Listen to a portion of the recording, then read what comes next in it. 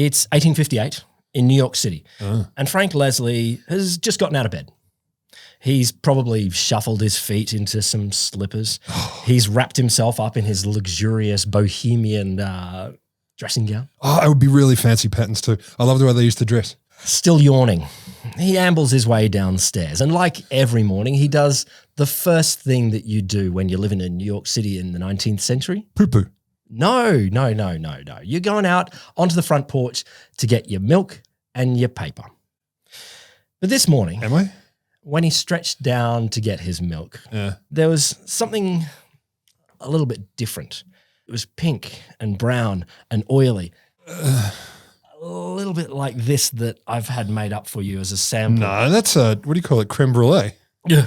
It was certainly some relation to milk, but stained and riven with pus. If you know it was pus, did he look at it and go, pus? They were good at recognising pus back in the day. I suppose there was a lot of it around, but I look at that and I think creme brulee. Okay. So this one is made by me without any pus. There's no pus. I just thought I would recreate the moment for you. You don't even care about authenticity anymore, man. You would have normally, in the past, you would have gotten pus. Generated it yourself if necessary. Now, Rod, you've probably heard people say it. Milk tasted better in the olden days. Yes. You know, back on Granny's farm where we got it Dragged a cow in, strapped it to the bench, and then just sucked the milk straight out of it. straight into the cereal. You're squirting the milk. Yes. No. You take a mouthful of cereal and then off the teat, and a mouthful of cereal and off the teat. That's how we used to do it when I was a farmer child. I don't know if it's true or not. I have had milk close to the cow, but it was a while ago. So But you've never had milk in the olden days. No, I have never had milk in the olden days. Yeah. This is one of the things I want to talk to. But you know, this argument that milk tasted better fresh from the cow. It's one of the arguments raised by people who are big fans of raw milk. Yeah, I'm not, because it's too close to the reality of it all, and I don't want that. I don't need reality. Milk comes from cartons and glass bottles. You know, so raw milk drinkers reckon that raw milk is not only tastier, but they reckon it's got a whole bunch of health benefits. And they also reckon it never goes off. Yeah, I know, it's weird. So the Australian raw milk movement, they reckon fresh, clean, raw milk is nature's perfect food, a single food that nourishes an infant animal, meeting all of its needs. And that's actually, true. Do you know what actually is nature's perfect food? It's semen. I've got the book, Natural Harvest. It's full of semen recipes. Stop it. That's a real book. They also reckon that there are studies showing raw milk is superior to pasteurized milk in protecting against infection, diarrhea, rickets, tooth decay, and tuberculosis. Children receiving it grow better than those receiving pasteurized milk. Look, I'm not here to judge that. No. That's not the topic for today. That's my job. We do know raw milk comes with a lot of dangers because pasteurization kills a bunch of bacteria, but that's also not what I'm on about today. I want to turn to those fond memories. Those fond memories of milk back in the day. Because here's the thing. While Granny's farm might have been fine, milk wasn't always some magical pure product. And in fact, I'm going to tell you a story about a time when milk was just goddamn disgusting.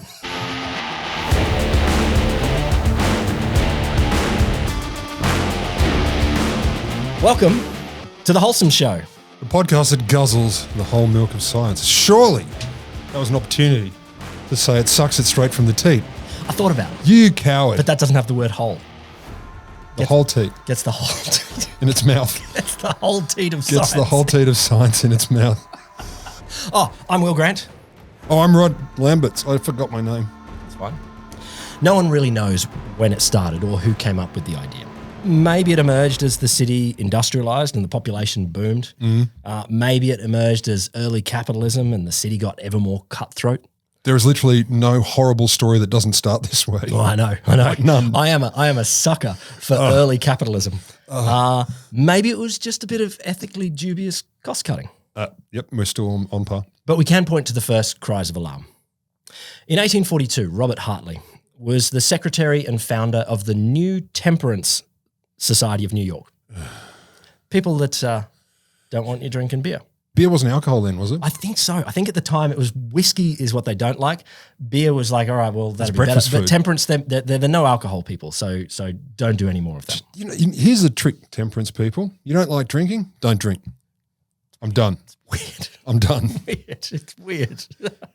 You don't like gay marriage? Don't get gay married. Just stop it. So I'm not a fan of the temperance. No. But yeah, you don't have to drink alcohol. But anyway. You don't. But there is a weird overlap here. Hartley, who was the secretary of the New York Temperance Society, he wanted to put the distilleries out of business. Like that's his goal. He's like, so many distilleries, it's bringing all of these ills into society. Can we get rid of them? And he noticed a strange thing. You see, at the time, there were hundreds of whiskey distilleries in New York State.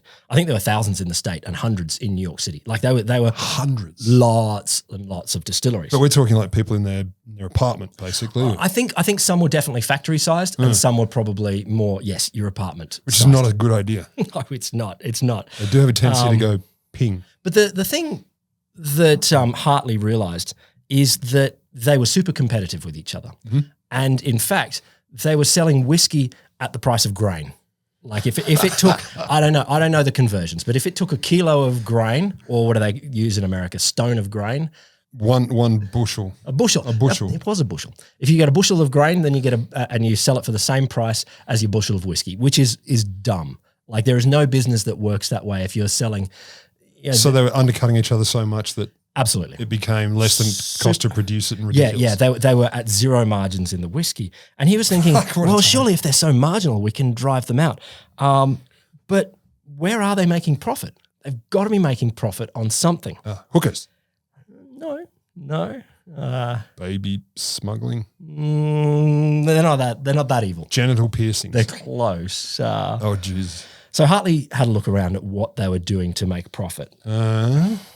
Well, like all businesses, the distilleries had to diversify. Yes. They had to look at other ways to make income. And you can look at your waste products and say, okay, what can we do with the waste products that we've got? The waste products of distillery are gross. Yes. The words I saw are slop or slurry or swill or sludge that came out of fermentation. So basically you get all the grain and put it in the fermentation tanks and then they extract off the liquid alcohol, the whiskey, and they do some processes to that, put it in bottles and put fancy labels. But then there's a sludge, a sort of gross porridgey type thing that came out and they had no use for it. And they're thinking, can we get some sort of use for it? I'm thinking your alternative health store soaps. It's sort of like, we'll call it, is it kombucha? Yep. Whiskey mash soap. Yeah, probably. But do you know that would sell? Can you guess what they might have done with well, I'm thinking from the start they called it milk. They didn't quite call it milk. Instead of oat milk? No. I'm going to try that at the cafe tomorrow. I want whiskey. Can I have milk. your whiskey sour milk substitute? It probably would have been better, but no. At least it doesn't have dairy. There was a horrible genius. We don't know who the horrible genius is, but they fed it to cows. And the weird thing that they noticed, and this is a lesson for everyone out there, be careful about what you're good at. The cows produce more milk when they were fed on the whiskey mash afterwards. I'll come to some numbers later, and it's just like, what the fuck? Really? So that, of course, made them think maybe we shouldn't. Just like antibiotics in chickens. Maybe there are limits. No, they didn't think that. No. So there's a New York Times article from 1860 that I read that is great on this. I probably read it too. Hence, a stable of cows became a necessary part of the economical arrangements of every distillery. So they became known as distillery dairies. So they would be whiskey distilleries in the main bit of the business. And next to it, they would have a dairy. And Hartley thought, okay, if I can show people the horrors, the truths of the dairies, maybe they'll stop buying the milk and it'll drive the distilleries out of business. So do you want to know about the horrors of the dairies? Very much. In 1841 or 42. Should I sit down? Hartley and a few of his temperance buddies took a tour. As much as you're able to take a tour. He asked people on the street. He did take some tours. Like there's some evidence of him going into some distilleries and some distillery dairies, which is weird because if they should have known that he is obviously the enemy. He's a temperance guy and he wants to drive you out of business. But does he wear a badge? I don't know. I am temperance dude. I mean, was he a reverend? Did you say? No, not as far as I know. In my head, they're all priests. He could have been. So he wasn't necessarily wearing distinguishing paraphernalia. No. Like alcohol's terrible. Yeah. It's tattooed to do his not chest. drink. Yeah, drink bad, cow's good. If you're in charge of temperance in New York, people would know who you were. Yeah, sure, maybe. Okay, but maybe not the Distillery. Anyway, he came out with his book, which had, of course, a 19th century title. I'll get comfortable. I'll go and make a toilet. I'll go make a toilet and come back. An historical, scientific and practical essay on milk as an article of human substance with a consideration of the effects consequent upon the present unnatural methods of producing it for the supply of large cities. So the abstract's in the title. Got it. Anyway, he's gone the unnatural way that we make milk in large cities. First thing he argues in his book, and it's just to get a geographical context here, he had a look in New York. He reckons in his book it was clearly happening across the northeast of America, all of the big cities there. But he reckons it's throughout Europe as well, in the vicinities of the city of New York and Brooklyn, and indeed wherever grain distilleries abound, either in this country or in Europe, distillery slop is extensively used for feeding cattle. Europe, he claims as well. Yeah. Interesting. In London and other places where brewers' grains can be obtained, they're in great requisition for milk dairies. While in the grape-growing countries, the refuse of grape is used for the same purpose. In other cases, decayed vegetables and sour and putrid offals and remnants of kitchens are in populous places carefully gathered up as food for milk cows. So this is really the origin story of spongiform bovine encephalitis. Do you know it doesn't connect with that, but offal is when you get to the offal, yeah, you're like it's like cows shouldn't eat that. I mean, I think we've talked about cows being fed bad things before. Don't feed cows. But also don't feed them distillery slop as I'm not convinced yet. You haven't told me a story that makes me worried. I'm happy, except for the milk that looked like pus. Oh, I actually had pus. All the distilleries would build little or large metal sheds right next to the distillery. Then they'd have cows in there, sometimes thousands of them. And this is downtown in New York. Windowless metal sheds. Obviously, all through summer, they're as hot as they can be and all through and dark as you can get. Yep. The cows would be in stalls where they were chained up, and they would stand there or kind of lie down awkwardly for their entire lives. That's where they were. They would eat there, they would shit there, they would get milked there. They lived for, it seems, usually 9 months. Maybe 9 months. Maybe they would die at 18 months. After the fermentation vats, and they'd pump out the slurry into just a channel. It was like this sort of sloppy porridge into a channel directly from the fermentation vats. But it smelled awesome.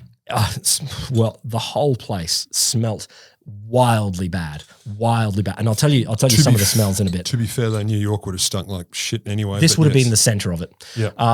Anyway, so the slurry came out of the fermentation vats basically boiling, and it was said to be acidic enough to corrode iron. Oh, fuck me. And it was pumped into channels that sat right in front of them. And the cows would be force-fed basically this day in, day out. No water, no grass, no anything else that they would eat. Oh, so this was their soylent. This is their everything. Wow. When the cows were first introduced to this boiling acidic slop, like when they're calves, this is horrible. I'm sorry.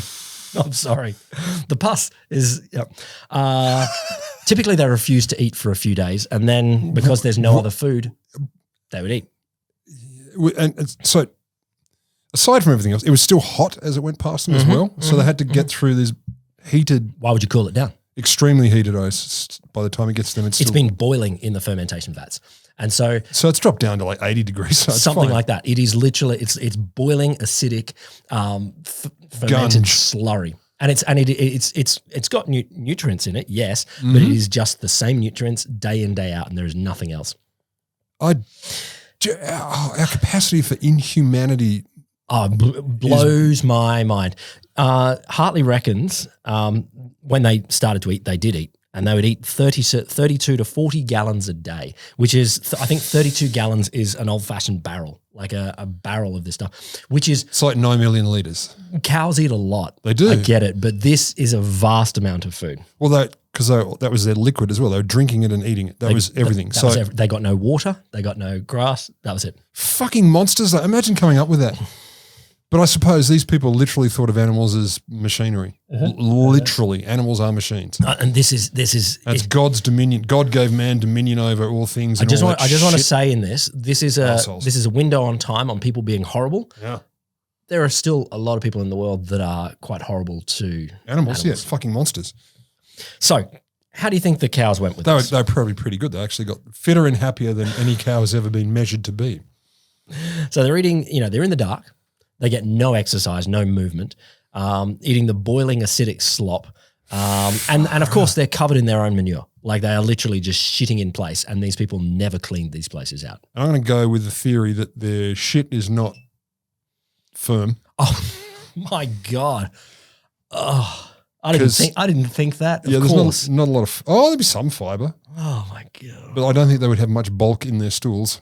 As far as gross episodes go, this is eyes wide open. We need to know. This is a need to know. So they'd have ulcerated sores all over their bodies. I bet they did, including on their udders where they're getting milked all the time, and that's probably what's leading to a lot of the pus in the milk. So they would have been hand milked still, or the machines by then? Or are you going to get to that? No, it's definitely hand milked. Hand milked. So humans wandered in there. Oh yeah, and went squedgy squilch. Yes. I assume they were filthy immigrants who had no more right to be there than the cows. Oh, we'll get to that. Yeah, we'll get to that. Okay. Yes. Sorry for preempting. The cows had no teeth.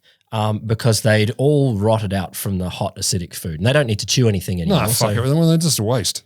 Usually their tails had fallen off. What? I don't know why. Sometimes their hooves and sometimes their legs.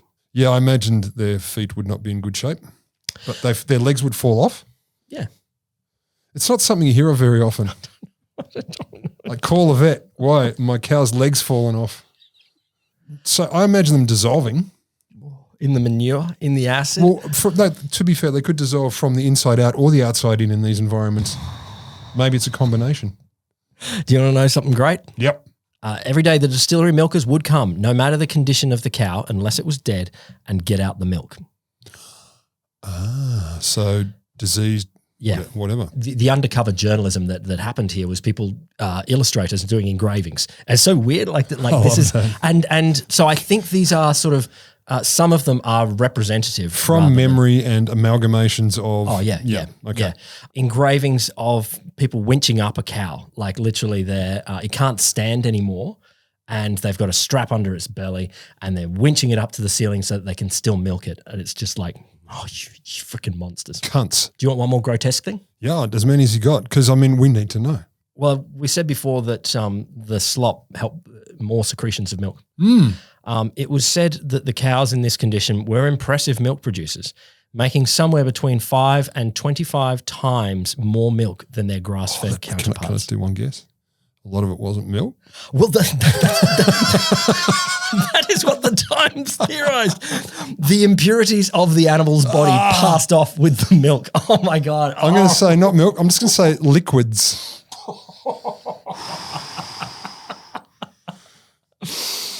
Just look at all the not milk we have here.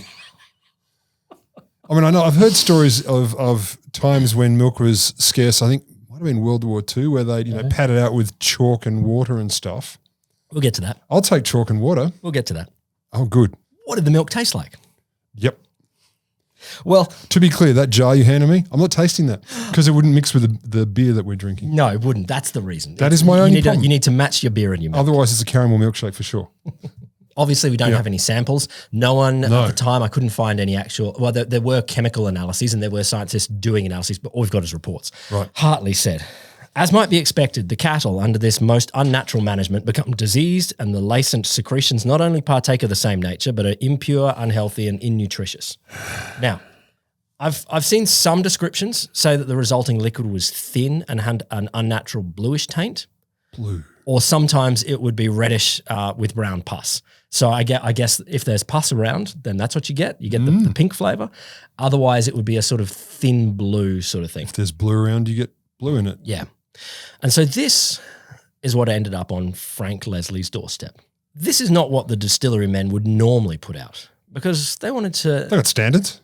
They had standards. They wanted to look like normal milk. And so they did a few things okay.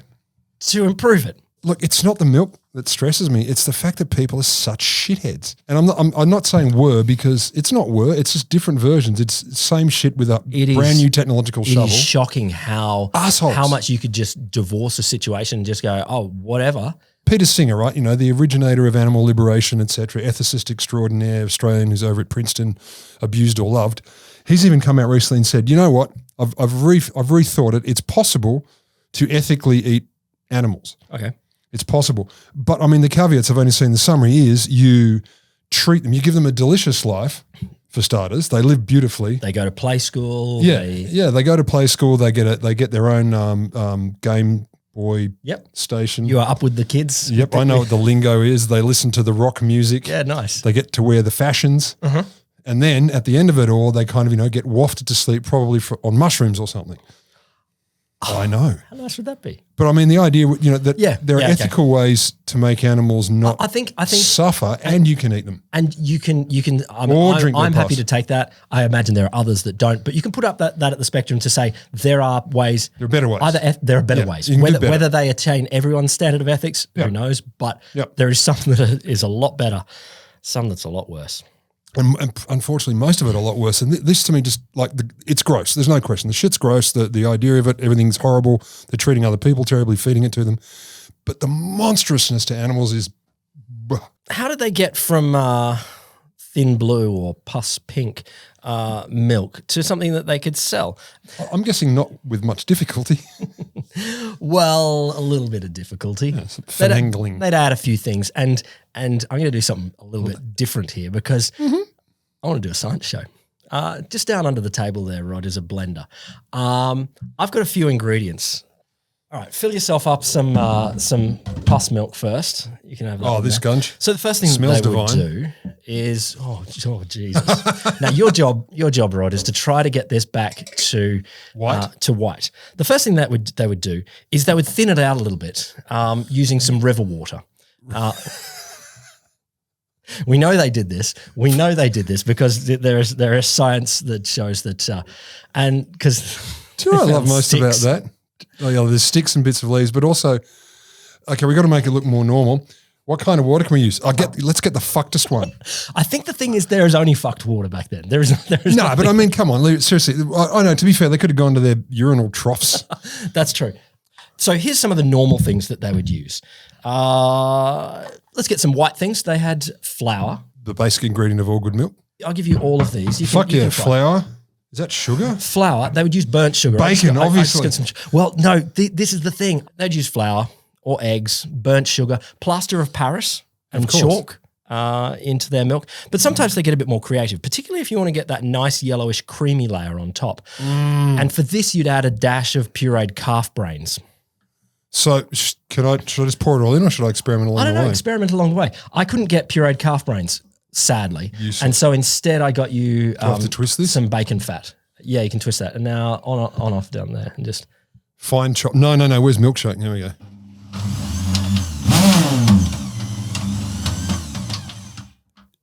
Not white yet. Not vaguely white. So maybe we need more stuff. I did start with actual milk, but I started with very nice milk here. You could try the egg. Definitely an egg, because I love an egg. This reminds me of a time years ago when a buddy of mine, like when we were 19, his parents went out of town. They just got a new fancy house. And we thought, this is an opportunity to get really stoned and try the new juicer. And we thought, what can we juice? So we juiced all kinds of things. We got to the point where we went, okay, we've juiced everything in the fridge. What happens if you juice a boiled egg? What happened? So it goes, wah, and disappears. Okay. Turns to this gunge, and then at the end of the thing, the juicer just goes with one thick, foul-smelling blob of yellow gunge. Oh, no. So if you juice a boiled egg, you get something horrendous that defies description. Hang on. Yeah, the egg didn't work. That didn't make it white. We're going to need a lot more white things in there. I'm just going to fill it with sugar now, because that's what we do today with L Foods. All the sugar's going in. I think we're going to need a lot of white stuff. Like, it's got to be plaster of Paris. What about bits of paper? Maybe more of them. Try the bacon now. Like, this is okay. Bacon is fake. They use it's a brain. Pureed Bacon's a brains. brain. I'm going to fuck it all the flour. Now it's white. I know how to make horrible death milk. I'm just worried I don't want to get it all over our equipment. Fine chop.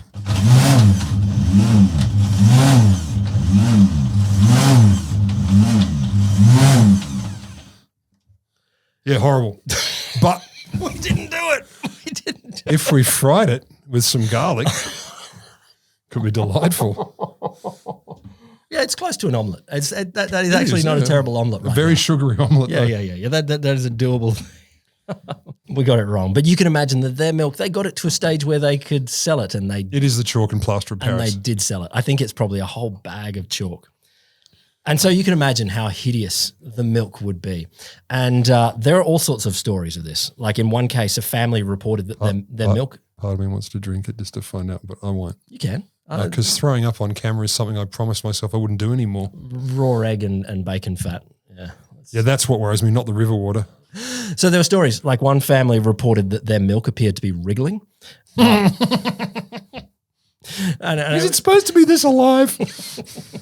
I mean, I know it's a byproduct and it's organic, but should it actually be alive? just wriggling. This one reached out and grabbed my child. I feel like that's a problem. This is the stagnant river water that the milkman had used to You did to not thin it say out. stagnant before. No, well, that was stagnant. That was definitely stagnant that I got you. That's why.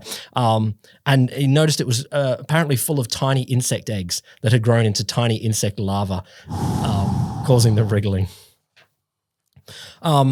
Another health department found milk containing sticks, hairs, insects, blood, and pus.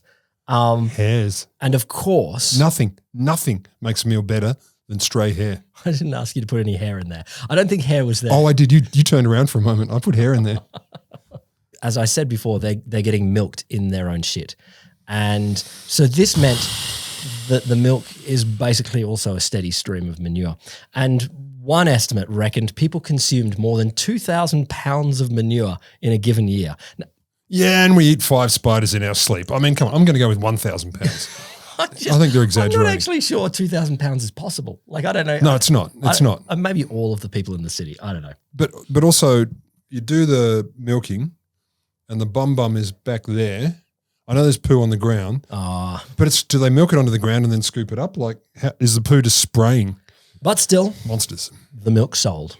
Of course it did, because it was the only milk they could get, or it was cheaper. Both. Cool. Both. There were definitely Cool, times when cool, it was cool. probably the only milk that they could get because, in the middle of a big city, it was actually really hard to transport milk from the country. So imagine you're in the country, bucolic countryside, you can probably get fresh, beautiful milk, pristine, it's lovely. Fresh from the cow, it's raw, nothing's pasteurized, but it's probably, it's traveled 20 minutes. In the city, it takes you 25 days and minutes. days and days to get in from the country. Particularly like Manhattan.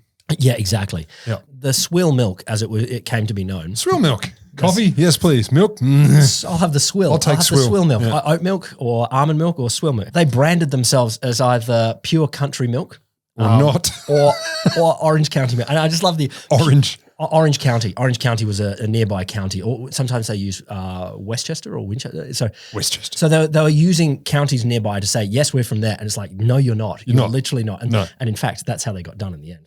Oh, it's fucking Al Capone and tax evasion. Like, you might as well. Yeah. Also, I thought Orange County was in California. You can have more than one. no, I can't. Now, you can guess. People got a little bit sick from they? drinking this milk. What did they ever nail down the cause? I mean, I'm surprised. Well, you know what? For a long time, they didn't. Like the main use for this milk was feeding babies. I was going to say children, obviously. Feeding children and babies, but absolutely they're using this.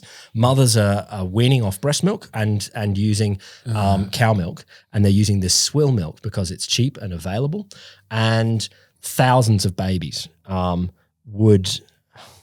One article had this as shrivel to death from uncontrollable diarrhea. Of course they'd fucking would. They'd shit themselves dry. Yeah, no But it happened question. more in summer, and so they called it the summer sickness. And they didn't know what was going on for a long time. Like all throughout the 1830s and 40s and 50s, they're Gets like, hot. okay, what could it be? Gets hot, babies die. But it could have been absolutely this foul milk. It's called, it's going to be the next diet phase amongst celebrities, dysentery. Yes, it kills babies, but if you're 30 and feeling a little chubby, do you have a 21st to go to? Is there a wedding coming up? Why not try dysentery? Swill milk, you'll get it tomorrow. But you want to be able to stop in time. You want to be able So to. you stop the swill milk. So yeah, that was like 8,000 babies a year.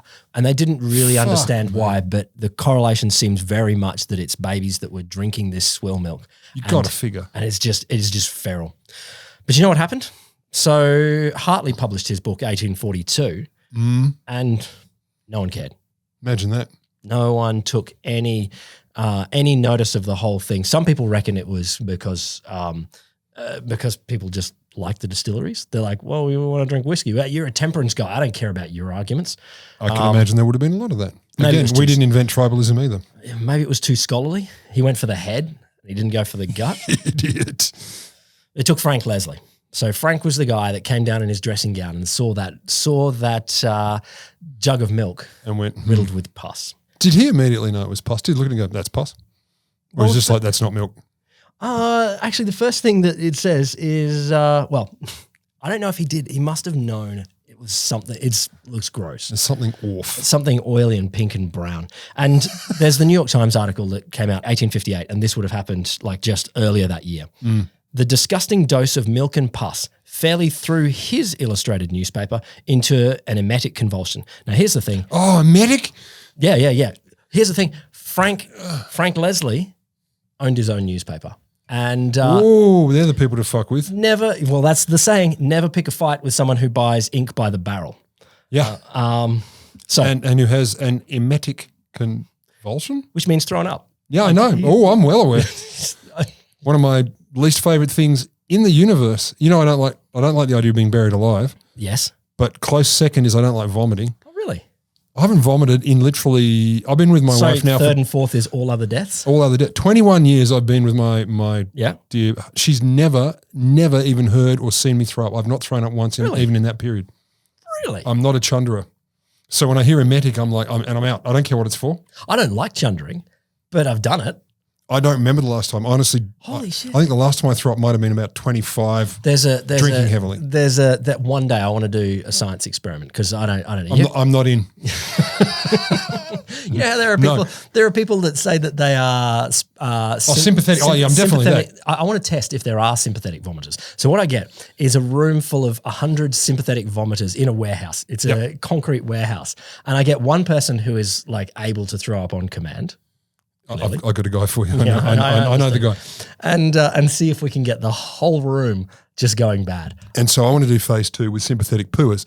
So they're walking around and they see dog shit or whatever, and they smell it and they immediately can't help themselves. There is no sympathetic pooer. Are you a psychologist? No. Sympathetic pooer. Can you imagine that? What's that? Look, no, actually, I can always remember when I was me and my mates when we were like in primary school, and someone's like, "Oh, I got to go to the toilet," and everyone's like, "Oh, I got to go to the toilet too." Yeah, it's weird. Let's go. So it's not a big leap. It's not a big leap. No. Just make it a little more pathological. Bound to know the worst of this horrible story, the New York Times wrote on him. Leslie analysed the specimen. So he did. He did do the analysis. And then dispatched his corps of reporters and artists to the headquarters of the poison. Oh, you mean Corps of reporters. Corpse isn't a good word for that. Yeah, right. That's dangerous. His corps of reporters and artists. Thank you. To the headquarters of the poison. And in his recent edition, so I think Leslie put out, Leslie ran something called Frank Leslie's Illustrated Newspaper. And it was newspaper, but he had a lot of pictures. So he was big on the pictures. Yeah. And he devoted, I think, up to his next 7 editions to just hammering the he went furious. He was furious. You messed with my morning coffee, you son of a bitch. It must have been that. And the thing is, he got his illustrators to go into the distillery dairies and draw pictures and then do engravings of them to publish. And so this is the first time people are actually seeing images of what it looks like in these. And they're not photographs, but it definitely gave people artist renderings. Renderings. Yes. Lithographs again. And this is New York Times. In his recent editions, he has reproduced pictures that are true to life and so shocking that the very word milk or the sight of the dainties into which it enters an important component turns the stomach. So throughout his newspapers for the next while, he did a whole series and he kept the fight going. Like first off, he documented this is what it looks like in the distilleries. Yeah. This is where the cows are. This is how they're treated. And then he followed back when the distilleries pushed back. He's like, all right, and fuck them too, and fuck them and all of them in particular. And the horse he rode in on. I'm not going to go for all of it. He went what hard. Shoes do they wear? The sons of bitches. It's going down. Yep. So first off, he then published maps of where all the city's milk was made, like all of the distilleries. See, that would lose me. He showed the conditions of the cows. Okay, I get you don't like like the maps. Oh, no, I like them. I just don't understand them. And then he showed the street corners where the Swill milk was sold, the dairies where it's produced.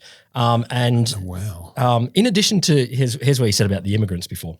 In addition to detailing the putrid conditions of the distillery dairies, the illustrators portrayed Irish dairy workers in offensive ways that stirred up anti-immigrant animus. It also led to some of the artists being attacked by the furious milkmaids. Examples of the offensive? So, well, look, these were all. I've got the clover in my bum. These were all the Irish guys that are working in these distilleries, and I'm guaranteed they have shitty jobs. Remember, they are the bottom of the pile here. They are not the owners, and they're calling them milkmaids, and they don't want to be called milkmaids because you can't be a lady because that would be terrible. Here's a picture of the distillery. No, sorry, the newspaper illustrator in a top hat and spats and shit like that. And kind of stockings. And he's getting harassed by the milkmaids. And then they call them milkmaids in the newspaper. Okay. Then he took out full page ads in all of the other competing newspapers. Oh, yeah, he did. He's like, come and check out my newspaper. I've got the shit. Nice. He advertised, are you aware of what kind of milk you were drinking? And apparently people were just furious. Like people were just like, what in hell? They were furious at this whole thing. What a predicament for the other newspaper owners too. Like, we want the advertising dollars, but he's going to pay us to advertise for our enemies. Absolutely. And this is, the New York Times is a competing newspaper at this point, but they are absolutely covering this story. They're like, Frank Leslie has the man. He's doing it. Opened this thing here. Okay. And we are all, and I think the whole city, and I think this is the uncovering of this story. But remember, this is probably in a lot of cities around America and probably in other parts of Europe at the time. Yeah. And people were furious. Hundreds of families, the New York Times was saying, turned the milkmen from their door. Angry mobs began to form outside distillery dairies and milk carts. The mayor had a bunch of milk wagons searched and their drivers arrested and fined as engaged in nefarious business. I think this is where they got them for false advertising, where they said it's pure country milk. And they're like, you're not from the country. Stop it. That's at least one lie. I saw you just back out just down from there. But picking on the deliverers seems a little harsh. I know.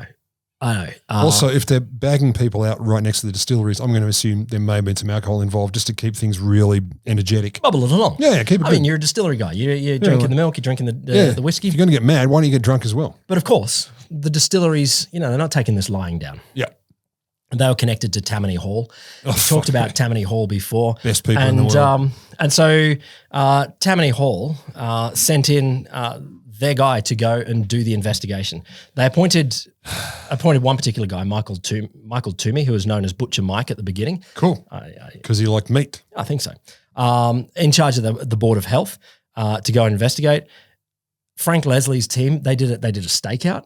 And watched that the owner, this alderman, Butcher Mike, turned up at the mansion of the distillery owner, like in the middle of the night. So he's clearly in the pocket of the distilleries here, and apparently he's in the pocket of big pus. Well, he's in the pocket of whiskey, and he's like he sat down and had a glass or two with whiskey with the dairymen, and concluded that Swill milk was as good as children as ordinary milk, and anyone who refused to drink it simply had a prejudice. Oh, Christ, that's the classic turn it around. Yeah. I'm not racist, you're racist. Oh, yeah. So they stymied the investigations for a while. They managed to hold them off for a while. Yeah. He ran a series of one-sided hearings designed to make the dairy critics and health authorities look ridiculous. And he even went so far, this is Butcher Mike, although he got a new nickname at the end of this. He became Swill Milk Mike. Oh, not Lovely Mike? Swill Milk Toomey? I don't know. Butcher Mike, Swill Milk Toomey. It's two nicknames. Is like Pretty Mike. Cuddly, lovely Mike. He went so far as arguing that Swill milk was as good or better for children than regular milk. It's so fucking Trump. Don't double down, quadruple down. Exactly. Go further. Yeah. Go further. Bullets full of nutrients. You don't have enough iron in your diet. You're getting Have healthier. a bullet. You terrible, terrible human. Yeah, you absolute monsters. Public outcry eventually got so strong. Yeah. By 1862, driven by Leslie's work, the other papers got involved, and there was enough public pressure that finally saw regulations banning the swill milk trade in 1862. So a couple of decades, at least a decade, it ran. Yeah. It went for about 3. But here's the thing: this is the banning of the swill milk trade, but for the next 50 years or so, milk was still horrible. Like it's probably not as bad as it was at the worst point. Still, a lot of dairies are keeping milks. They believed keeping milk safe by adding formaldehyde. For fuck's sake. To keep it from going sour, and it would add a sweet taste and keep it from going off. It would. Yeah, like an embalming. And that's how I like my milk, embalmed. So this was the first regulation, and it took another 50 years. And more food scandals, all sorts of disgusting practices to be unearthed before finally in 1906, President Roosevelt signed in the Pure Food Act. It took another 30 years for pasteurization to come in until there is eventually pretty safe milk. But this was the worst period in this swill milk where they were just selling absolute garbage. It was just disgusting. People are shits. How do I make money? I don't care as long as I make money. I read this and I was just like, okay, this is gross, but it's the willingness to be utterly barbaric. Yeah, like barbaric. Fucking with the animals, fucking with the consumers. Just stop being monsters. You don't need that much money. Plenty of things like this still going on. Oh, yeah. We know that there's a whole bunch of industrial farming that is still happening. It is not as bad as the situation in the I don't know, maybe 1850s the and the chicken milk. thing, not great. And we do have food regulation. And here's the thing, raw milk people, they're like, drinking milk from grandma's cow, that was fresh and beautiful. I don't doubt that was probably fresh and beautiful. There's dangers. I don't doubt it was leagues better than whatever they were selling here. But regulation has made the worst disappear. Yes, maybe that there are some elements that we don't get in raw milk, but I am such a fan of regulation. For food? Fuck yeah. Because, things you can't get in raw milk, sure, but we can get them elsewhere. Next time you're drinking milk, just be glad you don't have pus. Visible. I feel like pus is the most New Zealand word ever. Always for me as well. That's all I'm thinking the whole time. What is this? Seems a bit pussed.